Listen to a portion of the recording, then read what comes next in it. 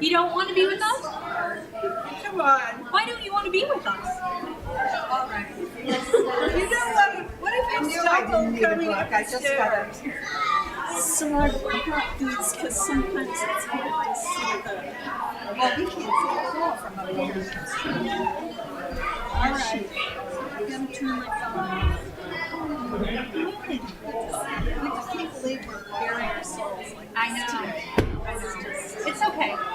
I just saw that I had to tell everybody how old I am. I couldn't. I have to just. It's still me. It doesn't matter. It doesn't matter. You are so you. Did you get one for me also? Do you need an Yeah. Thank you. Oh, order service. Yeah, no, I get that. You all are in charge of the script. I can't be bothered with the script. You just tell me when to get up. I'm middle. You're the first person up. I know that part. I'm glad I get it. She'll tell you. Okay. The whole point was to turn this on silent. I don't even know where my phone is. I'm just I'm up today when I can't do anything with it. I got it. Last week, you could have used it. It was no work. I brought the invoice for John for the Pride Fest, and then I'm going to cover the rest of it, so I'm going to write the check to Pride. Well, then I'll give you the money. Yeah, you can do it closer to Pride. We'll do it soon so I don't forget. You don't have to, though. I just really wanted other people to have tickets. You need to get a check because out of the office. I meant. Actually, it got sent to me on the email. Yeah. But I just never get it. Okay. Good morning. I'm Cindy Loudon. I serve the congregation as chair of the adult religious education team and also on the fundraising and social justice teams. Today, I am your service leader. Welcome to our special place. We welcome especially those joining us for the first time. We live stream our services on YouTube, and our recordings are then saved in our UUCQC YouTube channel. If you don't want to appear in our recordings, you can sit under the owl's nest by the bookshelves. We invite everyone to join us downstairs after the service for coffee and snacks. Thank you for joining us this morning. Okay, Gates. Just a brief announcement. My name is Gates Thomas. I'm the music director here. Every once in a while, when you lead a Sunday worship service, the week leading up to it goes just perfectly. And then Saturday, disaster strikes. You can't always rewrite your sermon. Still, we can't ignore the eruptions in the outside world.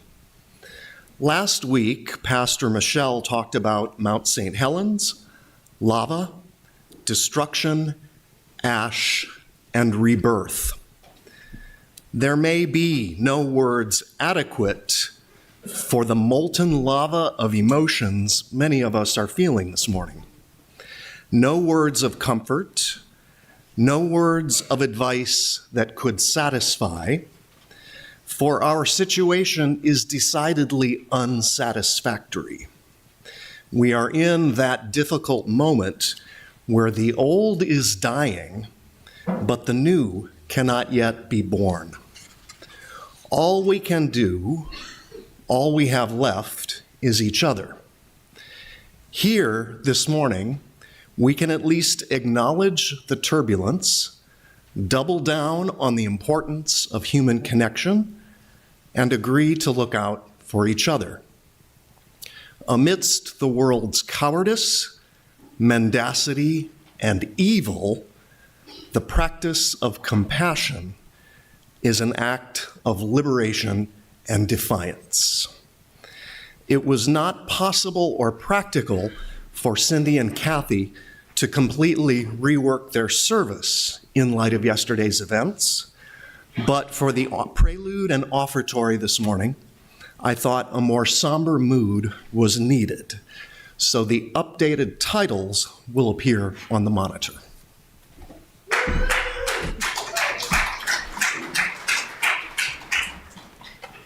Thank you, Gates.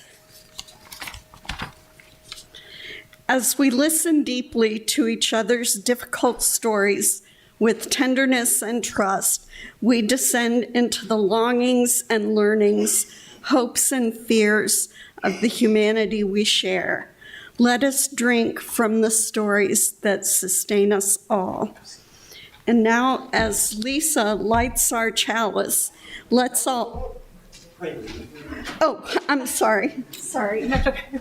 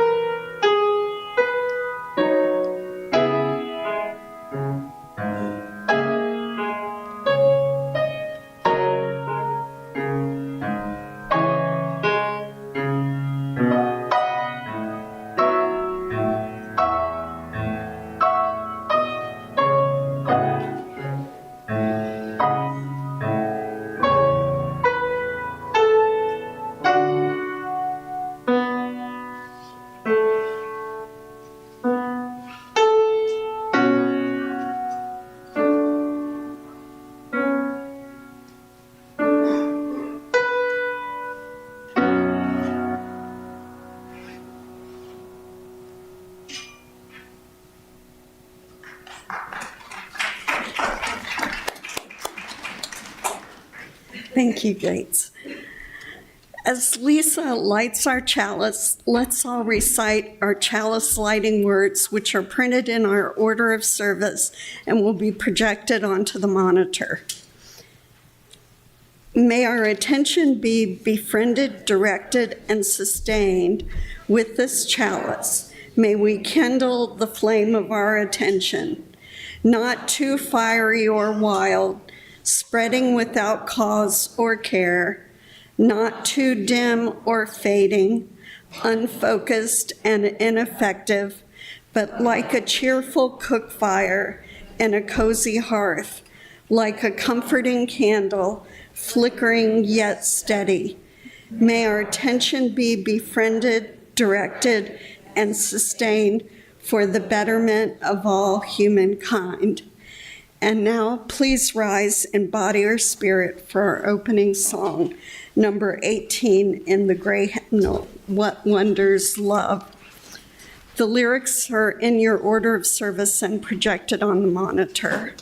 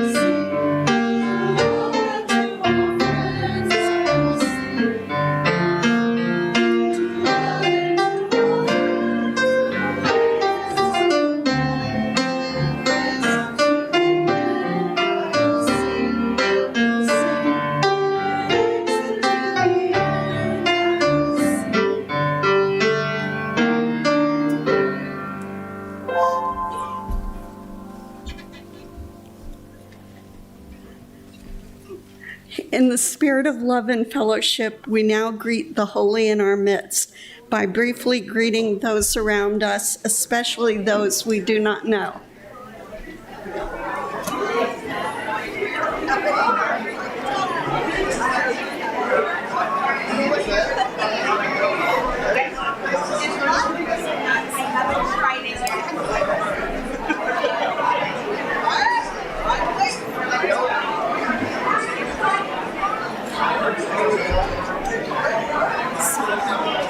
Malibu Jazz.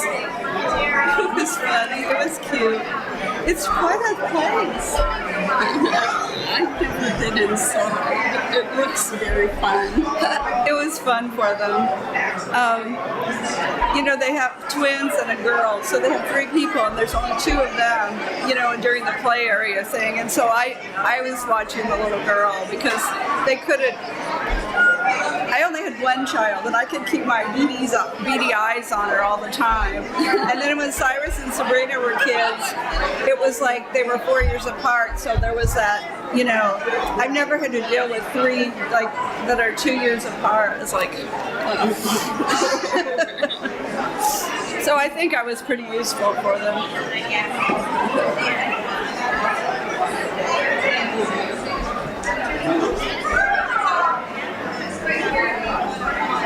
Seems like we have a good turnout. Good. I hope so. I was worried because they didn't have all the names of them.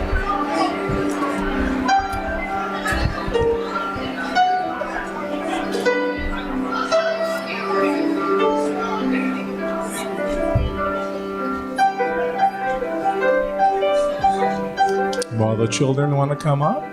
All children?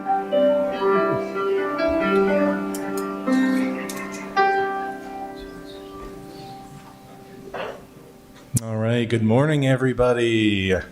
How are you doing? We having fun? Today's the first day of March. Yeah. We mean, in about 20 days, spring's going to be here. The days are getting longer. It's great. Your birthday's almost here? Cool. All right. We got birthdays. We got spring. Flowers are going to be coming up. It's getting warmer. It's great. Here's another thing maybe most of you didn't know. Today is World Compliment Day. So you see a friend, you see a stranger, someone on the street, maybe throw them a compliment. We're going to talk about that downstairs a little bit more. But I have got a story today. So we're going to talk in a little bit about the power of paying attention and how we are connected to each other. So that's the I in our JETPIG. Remember JETPIG, interdependence. So I'm going to read a story. I'm going to see if we'll talk about it after I'm done. We'll see if we can learn a little bit of a lesson out of it. Once upon a time, there was a teacher. She was trying to teach a lesson to her kids. So she's standing up in front of the classroom. She's holding a cup. She asks if one of her students would volunteer to hold this cup. So one of the students raises his hand and says, yes, I'll come up. So teacher hands him the cup. And as he goes back to his desk, she gives him a little bump. Not being mean, but she just gives him a little bump. And the cup spills and some coffee spills out of it. And the kid doesn't really know what's going on, but the teacher says, well, what happened? The kid says, well, you bumped me and I spilled the coffee. Well, she says, she's trying to teach a lesson now. She's kind of being clever. Teachers sometimes do this. So she looks at the class and she says, why did coffee spill out of that cup? Anyone? Why did coffee spill out of that cup? Yeah. Okay, yeah, teacher bumped him, yeah. Because gravity, yep, there's physics. If we were in space, it would have just kind of floated out. So here's the sneaky answer. It was because there was coffee in that cup. And the kids are like, oh. So you're thinking like it. So the lesson here is life is going to bump us from time to time, right? Little bumps, little bruises, little things. Could be physical, could be emotional, mental. And so when you get bumped in life, what spills out of your cup? Well, it isn't the bump. It's what spills out that you've got to be concerned about. And what spills out of you, well, you got to think about that. Is that a reflection of your mood? Is that a reflection of your relationships, how you're connected with people? There's a mirror in there. Yes, reflecting. So yeah, it's kind of interesting, right? Yes, there was a bump. Something was going to spill out of that cup because it's going to have something in it, right? So what spills out of you might depend on what your mood is, and you have to think about how that is going to affect people around you. So let me ask my friends down here sitting on the floor so quietly, or the ones sitting in the chairs quietly as well. Have you ever had something like that where maybe you're having a bad day and you had something happened to you and maybe some anger spilled out? Maybe it was a verbal thing, maybe it was a physical thing. Yeah. Yeah? Does anyone want to talk about some type? Yeah? That's okay. We can talk about it downstairs. Has anyone ever had like with siblings and you're kind of in a mood and maybe something happens and you say something you don't mean or you want to take back? Yeah? Does that happen? Sometimes he sometimes says something funny. Like, something not funny. Yeah, humor is a very subjective thing between siblings, and maybe he thought it was funny, but you didn't think it was funny. Yeah, Alex. Like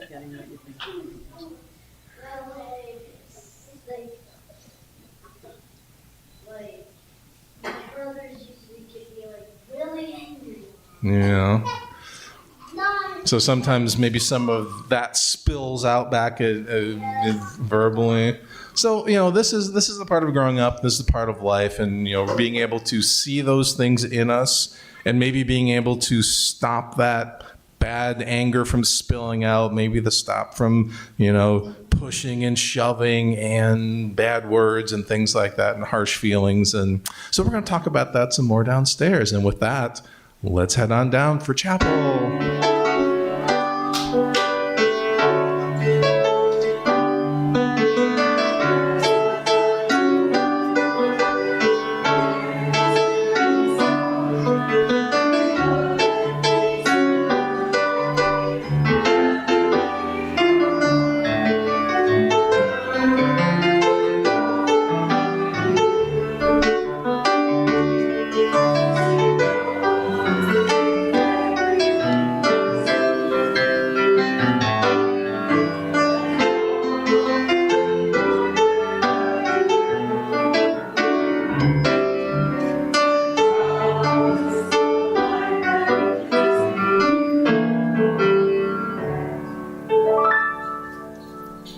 Good morning.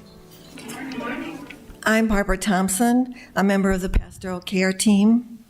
As we gather today, we pause to reflect on what lies in our hearts.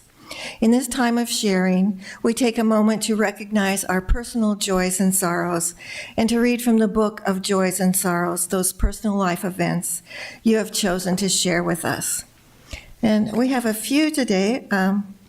A joy from Steve Pickrell, he said his mom has had much needed knee surgery on Thursday and is already on a speedy recovery road. From Andrea Gilman, Rock Island School District is making progress in bringing justice to children and parents, and we know that Andrea is a board member working for that. She also says they could really use some parent supports as they try to get their voices heard. Now, do we have anything online this morning? No, ma'am. Okay. And then we have a sorrow from Steve Pickrell. My heart goes out to those in Iran that did not ask for this new war. For what has been shared and for what remains in the quiet sanctuary of our hearts, we are grateful. Let us become aware of the energy that brings us together in beloved community as we share a time of silent meditation. May we open our minds and hearts to a place of quiet, to a silent prayer for the healing of pain and the comfort of love. Following our silent meditation, we will enter into a time of musical meditation when you are invited to come forward and light a candle. May we discover a sense of peace and fulfillment in the quiet, in the music, and in the light.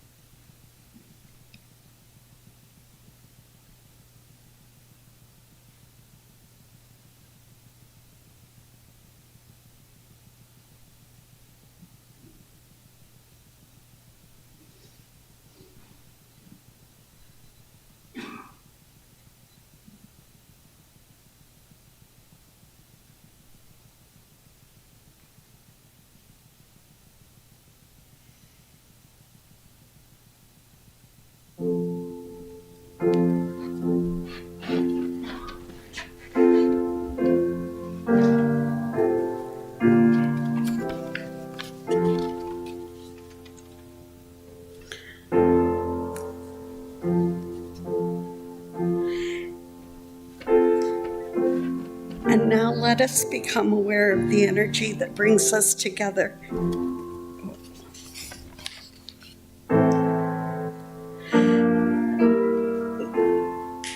You are invited to come forward in silence and light a candle.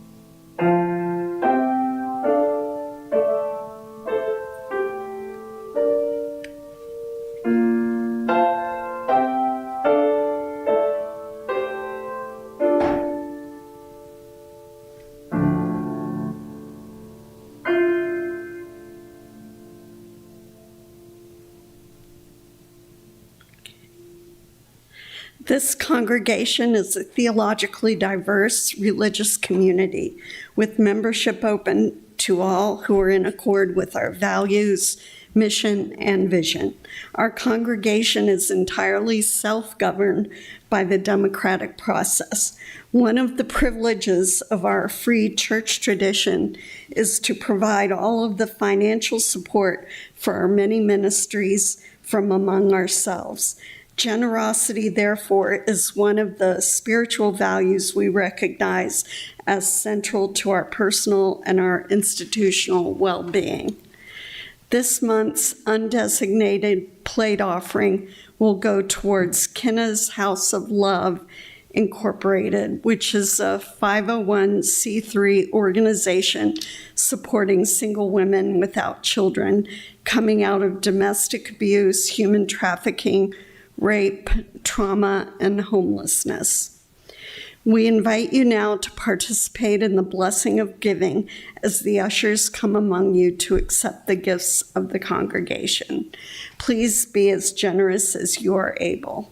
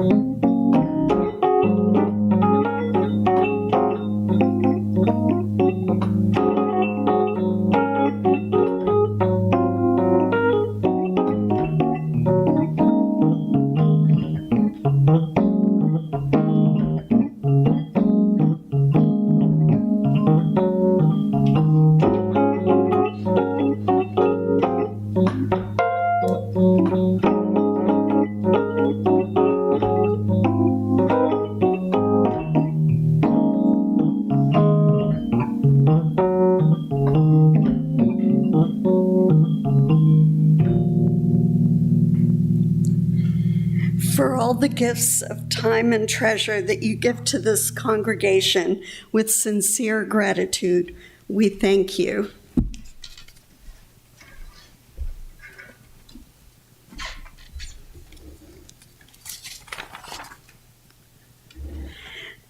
You may be aware that Iowa ranks second in the nation for new cancer cases per capita. While the national cancer rate is declining, Iowa's rate is rising. The top image on the screen shows the incidence of all cancers in Iowa, and the bottom image shows the incidence of breast cancer. The most recent data we could find was for 2019. Scott County is pretty easy to find, but I added black arrows to show us, to make sure you could find us. Counties with the highest rates shown in dark purple, trending towards the lowest rates shown in yellow. Notice that Scott County is purple in both cases. About 1,105 to 1,150 new invasive cancers are expected in Scott County this year.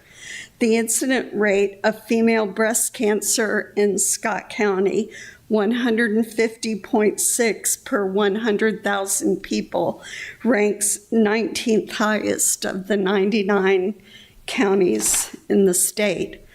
For these reasons, we come before you with stories of resilience in the face of breast cancer and the importance of attending to our bodies and getting regular mammograms. So now for the 3 stars. First is Marcy. Good morning. I'm Marcy Doyle. I use she, her pronouns. And for some reason, I have felt the need to tell you all that I will be 79 in about a week. I don't know why, but resilience is required to get this far, okay? In May 2006, I had a routine mammogram. I had no family history, but I had several friends who had breast cancer, and more than one died from it, including my close friend's mother when we were 20 or so. So I was aware early on of this cancer and the necessity for an early diagnosis. I also had a friend who worked for many years at the American Cancer Society, so I was privileged to hear many stories, bad and good. So a tumor was detected. Even after it was detected, I could not feel it, nor could anyone else, including the doctors. So the mammogram was and is essential. This tumor was fairly small. I had options, lumpectomy or mastectomy. During my early adult years, there had been a big fight with and among medical establishment to eliminate mastectomy as the only choice for a person with breast cancer. So many women would have chosen lumpectomy, the less destructive option. But 2 things led me to choose mastectomy. The first was that there was a good chance that with mastectomy I would not need to undergo radiation therapy, which was the normal protocol for lumpectomy. I really wanted to avoid that and its side effects.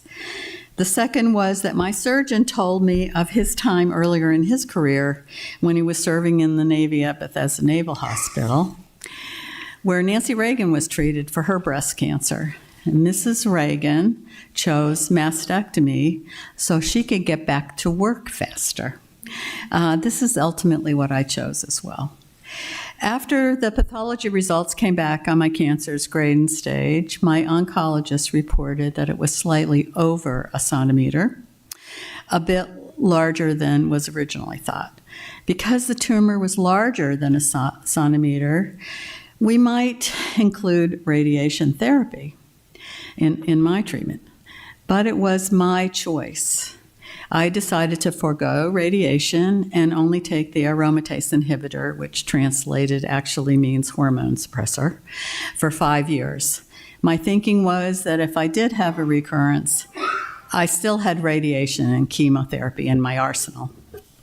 I have been very lucky that the tumor was found early. I had a very supportive husband and family. I am grateful that almost 20 years have passed. I never was afraid, which I believe is because I was willing to wait for information before panicking. Maybe I was numb or dumb, I don't know. In addition, I had very few side effects from the meds I took for the 5 years. I actually think this experience from diagnosis to some time after surgery was harder on my family than on me. They felt the fear that I never did.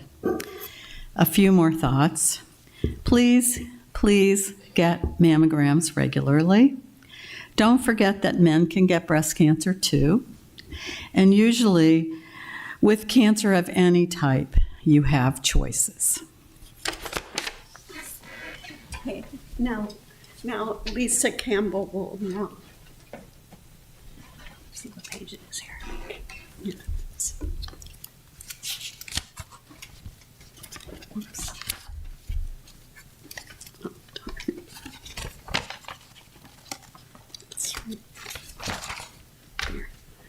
I just put some notes together. I'm Lisa Campbell.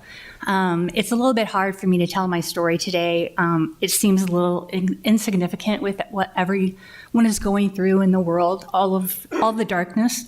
But I do have a story of hope, so I do want to share.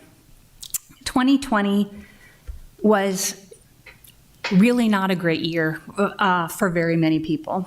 It started off for me, my sister-in-law was diagnosed with uterine cancer, and she passed away in January of 2020. In February, I had knee surgery. When I was recovering from knee surgery, I got shingles. So I was thinking, this isn't a great way to start my 2020. And then COVID came. Forced to work at home. I was on Facebook a lot. I was reading a lot of articles. I was talking to friends.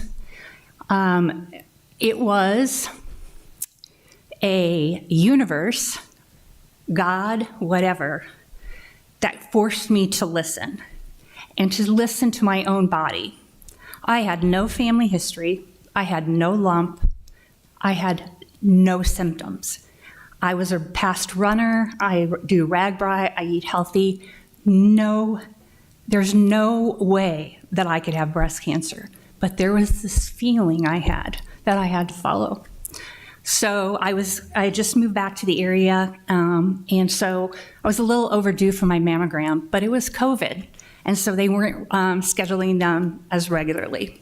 So I made an appointment, and they were like, well, do you have any symptoms? And I'm like, no, I don't, but I just have this feeling. And so I had my mammogram, and it came back that there was suspicious calcifications in my right breast. And I kind of knew at that time that it was not going to be good news. But it came back. I had cancer. I had ductal carcinoma, and it was in my right breast. Everything was planned. I was going to have a lumpectomy, and I was going to have radiation. And thankfully, Trinity Hospital has these meetings about cases where they discuss them. Well, they had discussed my case, and they thought that maybe I should have some further testing. An MRI was ordered, and it came back that I had breast cancer all through my right breast and also had started in my left breast. So, plans changed quickly, and it was suggested that I have bilateral mastectomy, which I did. And the part about the mastectomy that was very hard for me was the plan was to do reconstruction at the same time. I had chosen that for myself. During the surgery, it was everywhere. So they had to take everything. So I had to wait for reconstruction.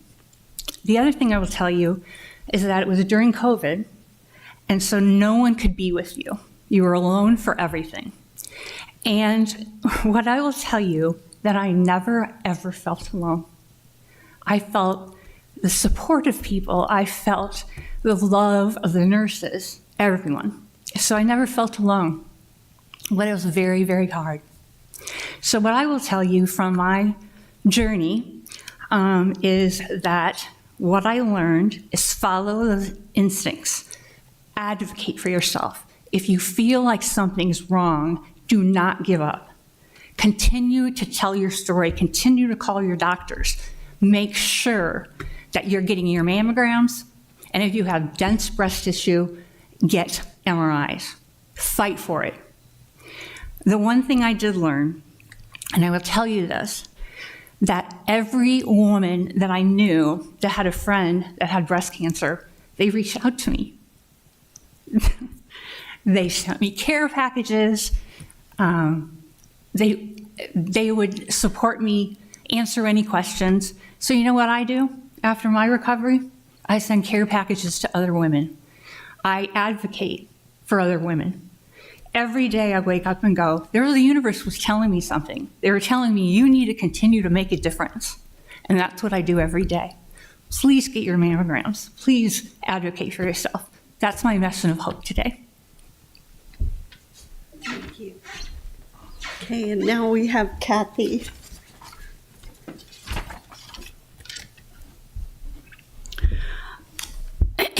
I'm Kathy Soley. Before I start, take a moment to think about where you grew up, the school you attended, the church you went to, the community where people showed up for one another in small, ordinary ways.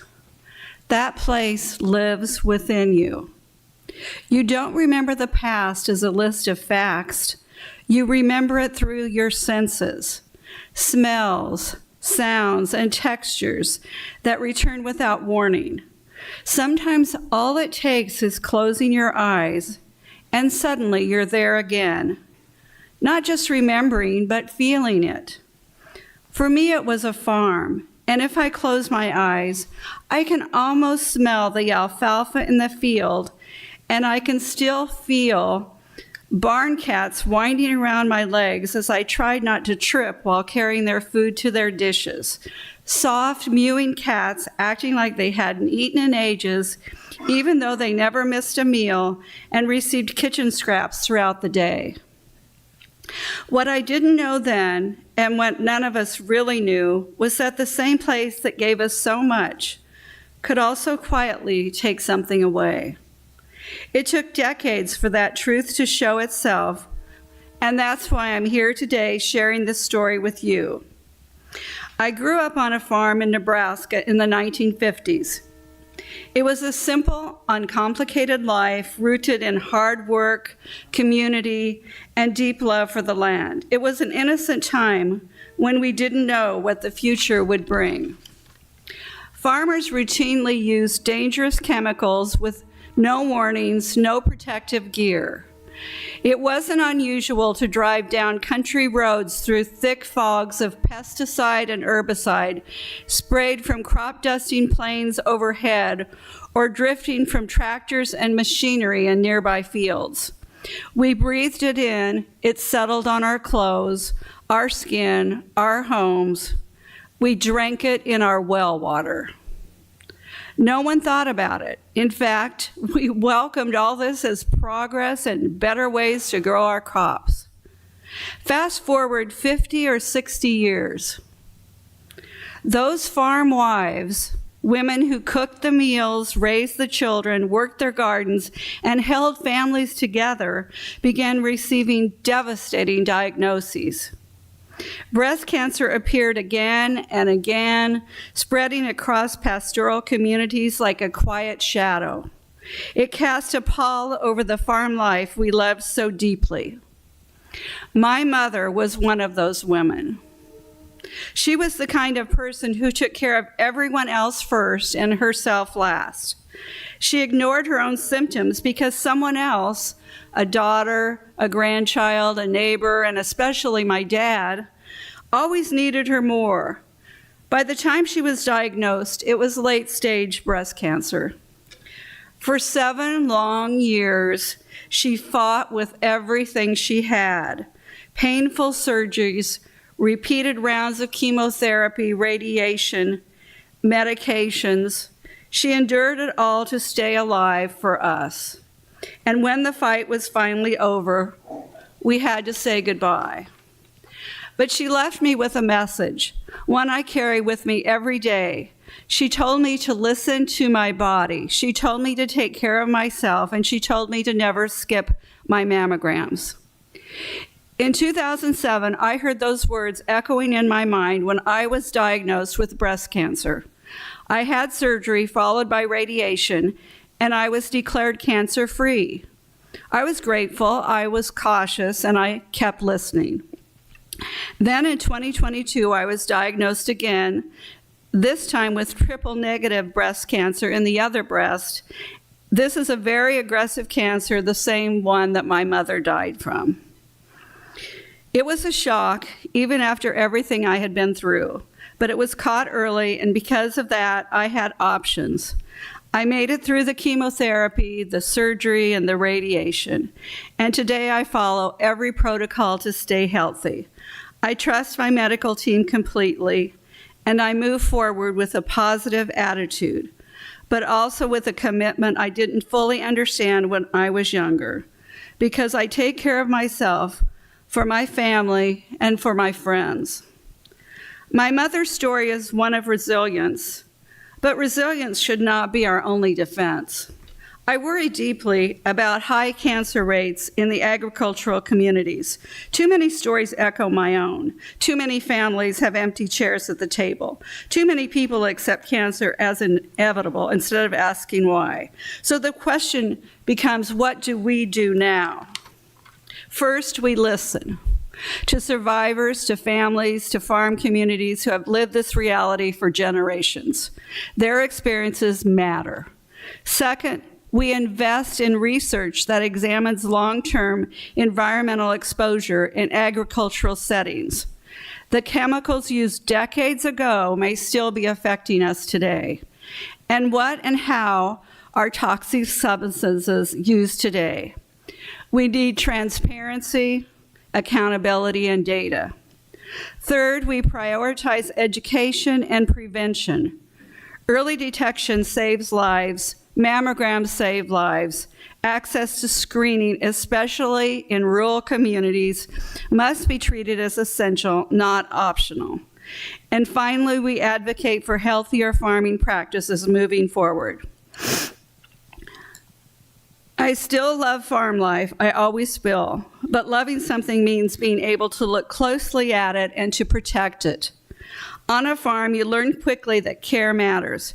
You watch the weather and your livestock to notice what's changing. You learn to watch where you step. When we fail to pay attention, people get hurt. When we do it well, life is sustained. My mother taught me that. My cancer journey reinforced it. And my hope is that by telling these stories, we can change the future for farm families, for our environment, and for generations yet to come. We know more now than we did back then. And knowing gives us a choice. We can continue as we always have, or we can move forward with greater care for the land, for our communities, and for the people who make farm life possible. My hope is that we choose to pay attention, to protect one another, and to build a future where the places we love no longer carry hidden costs. That is how we honor the past, and that is how we change what comes next.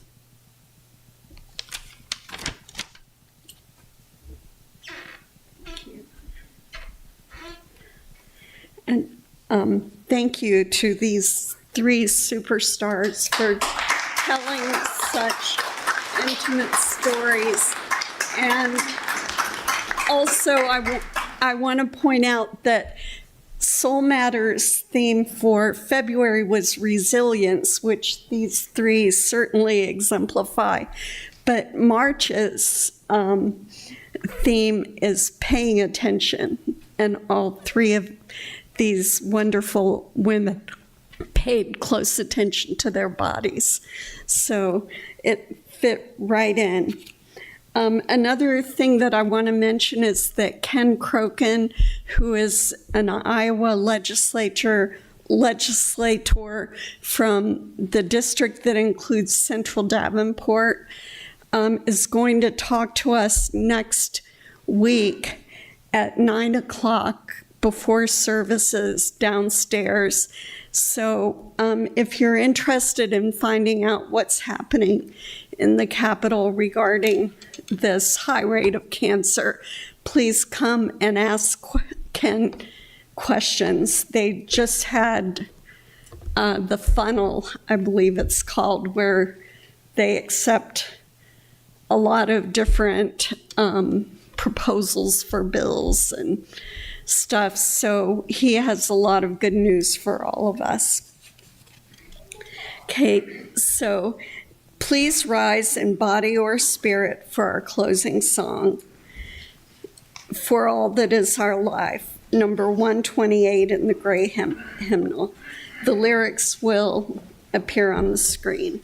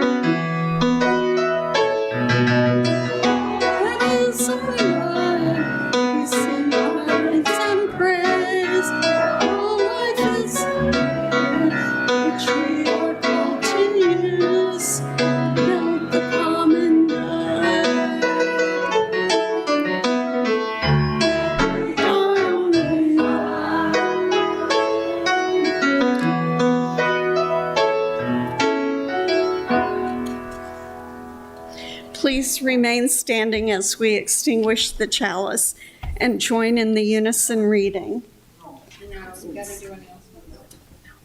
Well, it shows them afterwards.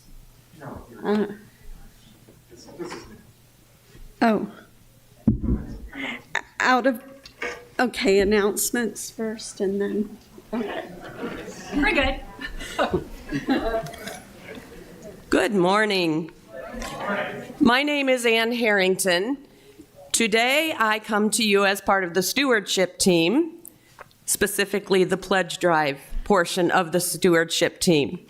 That we had a little glitch this week with an appropriate newsletter article, but I know that last week you heard Michelle Grove talk about stewardship and what it means to be part of this place.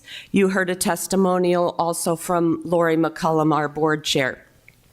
What I'd like to share with you as co-leader of the pledge drive is that beginning next week, and then the following Sunday, you will have an opportunity, and we encourage you and invite you to stay after service when you will begin to fill out and have the opportunity to fill out your new affirmation forms for the upcoming fiscal year.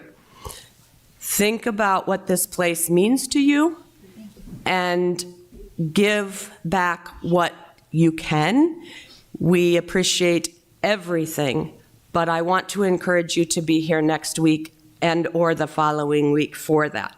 And briefly, I do want to introduce you to our pledge team members so that if you have further questions either today or as we go on in this next pledge drive campaign, which begins next week and ends on April 5th, if I could have Anne Marie Tody, Barb Thompson, Diane Anderson, John Halliday, Alice Martin, and myself. This is your pledge drive team.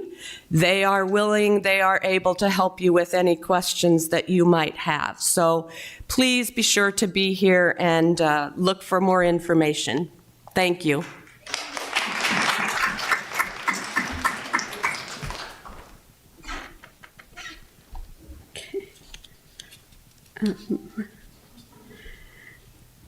Are you a visitor or new to our congregation and curious to learn more about Unitarian Universalism?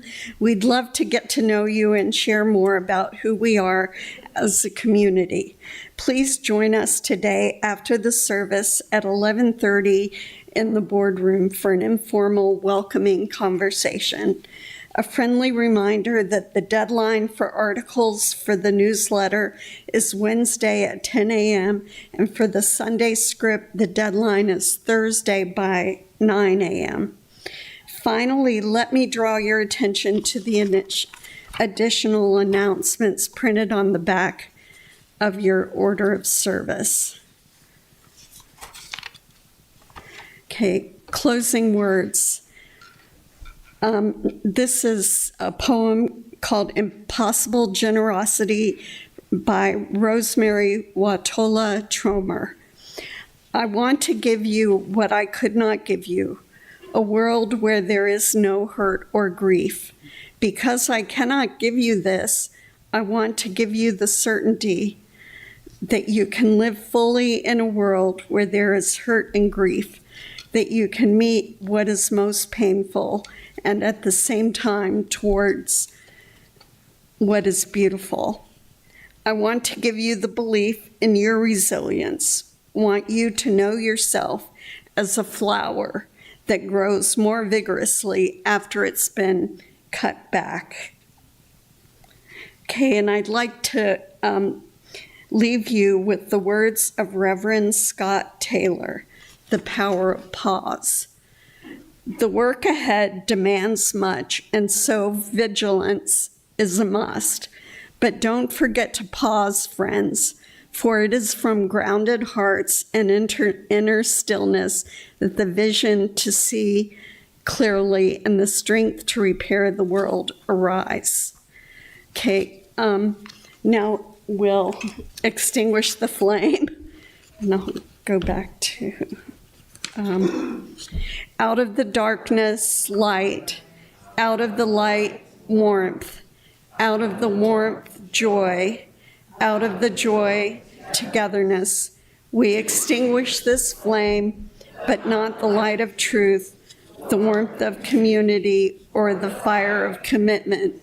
These we carry in our hearts until we are together again. You may remain seated for the postlude.